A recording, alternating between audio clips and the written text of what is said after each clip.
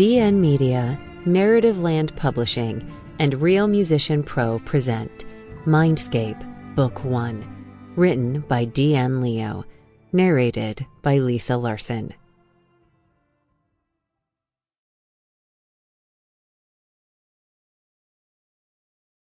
Part 1. Queen's Gambit. Chapter 1. Did the gray, dull, and inanimate garden wall in front of her just shiver, sweat, and leak out tears of blood? This was incredulous. She wasn't Alice in Wonderland. Madeline shook her head. It must be fatigue. She looked at the wall again. Now, it stood still as any dull gray wall in any backyard. She sighed. It was fatigue. A strange shade of gray light spread over a garden of plastic-looking trees. Her eyes shot to the sky and widened. She was looking at the magnificent sunset in Udays, a universe far away from Earth. She smiled. After what felt like decades of bloodbath and battles, she had survived and come here. The sunset was comforting.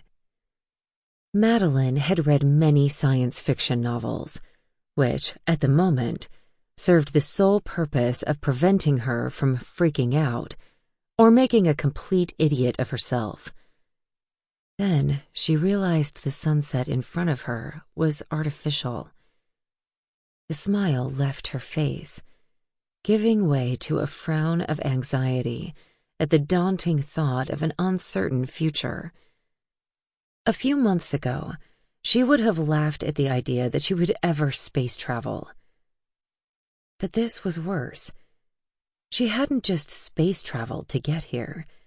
She had traveled across dimensions of time and space, and God knows whatever else. The sort of travel that didn't allow her to use a map to track the routes.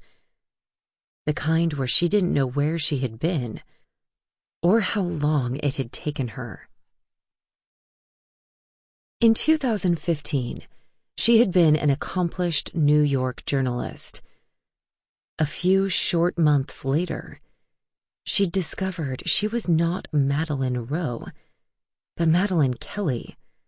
She was only half human from her mother's side because her father was Udasian. She'd met Ciaran in London and discovered that she could love a man like madness. Ciaran had said they were soulmates, but his words were too polished for her. She preferred to say simply that they loved each other. She'd married him a few days ago, in whatever dimension existed between Earth and this place. She was now Madeline LeBlanc, in whatever year it was in Udays. Udays was a multi-billion citizen universe, governed by a council of 9 Cyphils, a word that stood for scientist, philosopher. There had been countless times Madeline rolled her eyes internally when she used the term. In her lay English, she considered the council to be like royalty or a government of some kind. They controlled everything in Udays. What intrigued her most was that the council members were mostly humans who'd come from Earth. A council of 9 humans governing an immense universe of alien citizens was a concept she'd never have imagined in her wildest dreams. The thing was, her grandfather had been Cyphil 1. Before he died, he'd appointed her as his successor of the Cyphil 1 position because she was the last living member of her family. So she was due to take up that appointment in a few days and became Cyphil 1. That had been quite a shock to her peaceful life. Sample complete. Ready to continue?